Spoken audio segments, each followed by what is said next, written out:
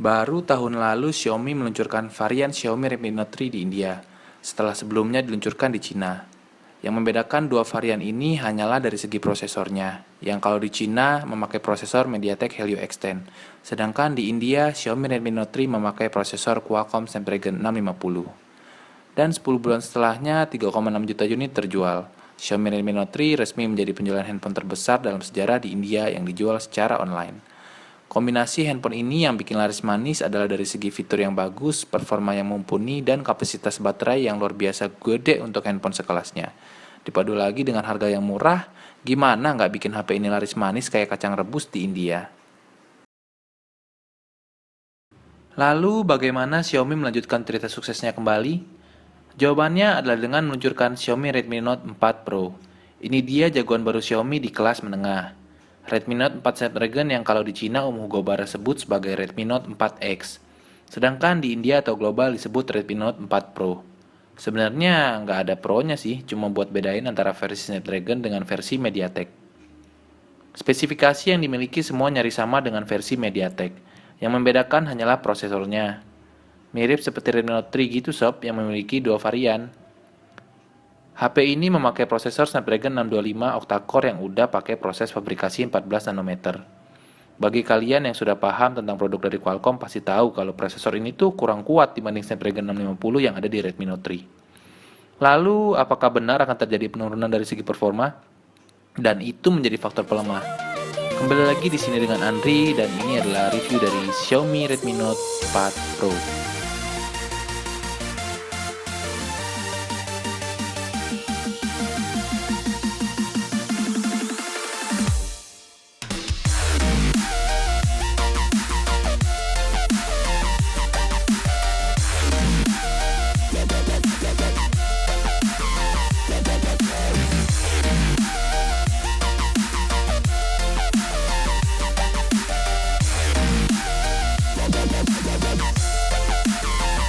Dari sisi bagian depan ada sedikit perubahan.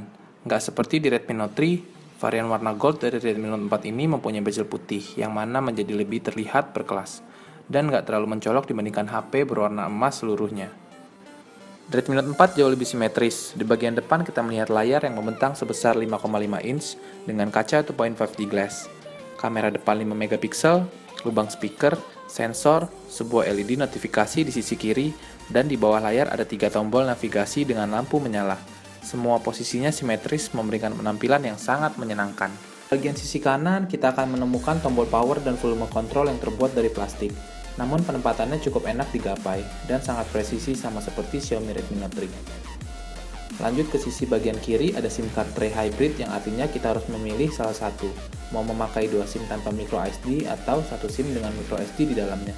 Dan jangan lupa ya sob, kalau mau membuka atau memasang SIM card, harus dibalik dulu HP-nya. Karena udah menjadi tipikal HP-HP Xiaomi kalau SIM tray-nya itu terbalik. Di sisi atas kita akan mendapatkan headphone jack dengan ear blaster dan juga ada lubang mikrofon di sampingnya.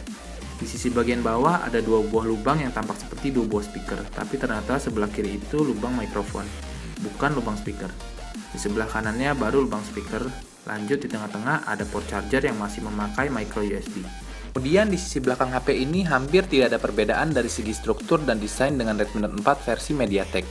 Sel plastik dilapisi dengan aluminium di tengahnya menjadikan bagian belakang HP ini seolah-olah terbuat dari bahan metal seluruhnya. Meski pada kenyataannya cuma bahan plastik yang ditutupi panel aluminium tipis. Di bagian atas dan bawahnya terbuat dari plastik utuh dibatasi dengan garis tipis yang mirip seperti antena. Loudspeaker telah berpindah ke bawah dari yang sebelumnya di belakang, sehingga nggak akan memblok suara yang keluar dari lubang speaker saat kamu meletakkan HP ini di setiap permukaan. Posisi kamera dan fingerprint sensor masih tetap sama seperti pendahulunya. Dibandingkan dengan Redmi Note 3 yang sangat licin ketika digenggam, Xiaomi Redmi Note 4 ini terasa lebih mantap di dalam genggaman, tidak terlalu licin dan pas. Overall, Xiaomi Redmi Note 4 bukanlah HP dengan build quality terbaik, tetapi melihat rentang harga yang Xiaomi berikan rasanya masih cukup pantas untuk membeli HP ini. Saat video ini dirilis, HP ini belum resmi keluar di Indonesia.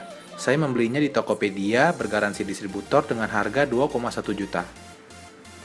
Redmi Note 4 mempunyai bentang layar dengan diagonal 5,5 inch, beresolusi Full HD dengan panel IPS yang ngasih kerapatan 401 pixel per inch. yang di atas kertas mirip sekali dengan Redmi Note 3. Kedua warna terlihat sedikit berbeda. Saya menguji kedua tampilan dengan pengaturan standar, yang dimana merupakan pengaturan paling alami yang ada di pengaturan MIUI. Pada pengaturan ini, Redmi Note 4 tampilannya lebih hangat, yang membuat beberapa warna terlihat lebih natural dan putih. Sayangnya, kalibrasi warna masih belum sepenuhnya akurat putih.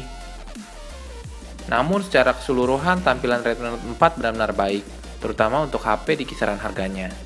Redmi Note 4 yang saya review saat ini berjalan pada MIUI versi 8 yang sudah stabil dan bisa langsung mendapat update. Sudah berbahasa Indonesia serta mensupport konektivitas 4G, tanpa perlu lagi disetting secara manual. Versi terbaru dari sistem operasi Xiaomi ini berbasis Android Marshmallow versi 6.0. MIUI 8 yang baru saja mendapat update ini memiliki sisa RAM sebesar 1,4 GB dari 3 GB yang dimiliki, serta fitur tambahan baru di dalam aplikasi kalkulator. Sekarang terdapat konversi mata uang asing, temperatur udara, kecepatan, volume, lengkap pokoknya sob. Dan ada satu hal yang nggak berubah dari MIUI, yaitu OS secara default akan menutup aplikasi di latar belakang untuk menghemat baterai. Bahkan ketika kamu menonaktifkan ini dari pengaturan, kamu masih akan menemukan aplikasi yang ditutup, menyebabkan aplikasi pesan nggak muncul di layar notifikasi sampai kamu membukanya. Semoga saja kedepannya akan ada update Android Nougat ya sob untuk Xiaomi Redmi Note 4 ini. Dengan penurunan dapur pacu di Xiaomi Redmi Note 4 menjadi pertanyaan di benak saya. Seberapa baik kinerja dan performanya, dan apakah HP ini lebih lambat daripada seri pendahulunya? Jawaban singkatnya adalah tidak. Bersenjatakan prosesor Snapdragon 625 dipadu dengan RAM 3GB plus GPU Adreno 506 membuat kinerja perangkat lunak ini cukup ngebut, meski mengalami penurunan prosesor dari pendahulunya. Ketika melakukan tugas-tugas dasar seperti buka tutup aplikasi, scrolling dan beralih antar aplikasi terasa smooth dan lancar. Performa gamingnya juga nggak mengecewakan. Sejauh ini bermain game apapun terasa sangat nyaman.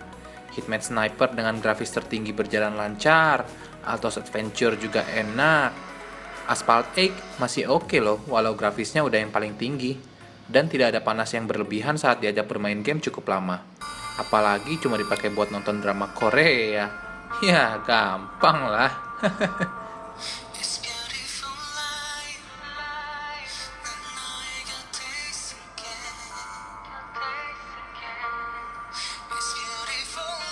Dari pengujian benchmark, Xiaomi Redmi Note 3 unggul dalam single core-nya karena adanya chipset Cortex A72 yang powerful.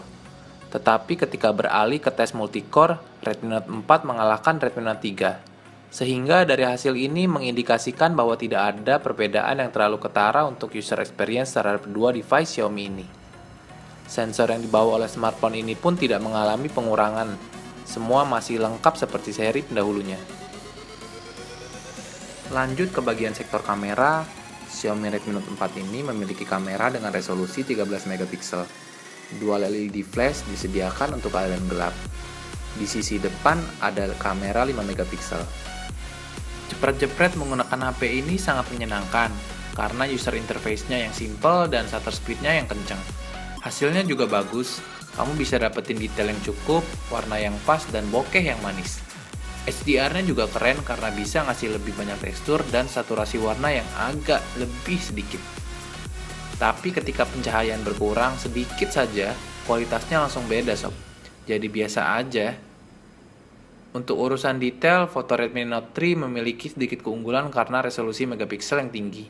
Tetapi Redmi Note 4 nggak ketinggalan terlalu jauh kok. Kinerja pada saat low light nggak bisa dibilang bagus, tapi masih bisa diterima. Nggak ada perbaikan di sektor ini dari seri pendahulunya. Redmi Note 4 memang memiliki kinerja autofocus sedikit lebih baik dalam low light. Beralih ke sektor baterai, salah satu yang menarik dari Redmi Note 3 adalah baterainya yang gede banget. Dengan Redmi Note 4, Xiaomi bahkan mengklaim baterai ini 25% lebih tahan lama. Hal ini dihasilkan dari kombinasi prosesor yang lebih efisien dan baterai yang lebih gede. Dan untuk sebagian besar, klaim Xiaomi ini terbukti sob. Sementara untuk kalian mungkin berbeda-beda, tergantung pada penggunaan dan kegiatan yang dilakukan. Sementara Redmi Note 3 memberikan screen on time sekitar 6-7 jam per harinya, Redmi Note 4 bisa bertahan sekitar 8-9 jam. atau bahkan bisa 10 jam dengan kira-kira penggunaan yang tidak terlalu berat. Dalam artian ya bermain game tidak terlalu sering, hanya buka tutup sosial media dan juga chatting-chatting. Jadi di bagian sektor baterai, Xiaomi Redmi Note 4 ini bisa melakukan tugasnya dengan baik. Ketika Xiaomi meluncurkan Redmi Note 4 Pro, saya memiliki keraguan bahwa Redmi Note 4 Pro dengan prosesor Snapdragon 625 ini akan mengalami kemunduran bukan kemajuan dalam sektor dapur pacunya, yang mana di atas kertas ini tampak seperti menjadi sebuah kelemahan. Nah, saya sangat senang bahwa itu ternyata hanya spesifikasi di atas kertas saja, karena kenyataannya Redmi Note 4 ini mengalami peningkatan dalam setiap aspeknya.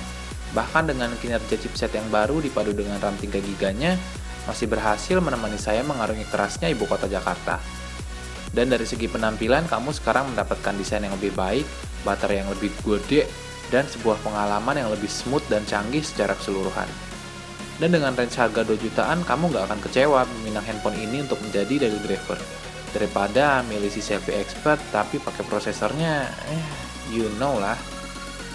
Oke, sekian saja review saya untuk HP Xiaomi Redmi Note 4 Pro ini. Terima kasih banyak yang udah menonton video ini.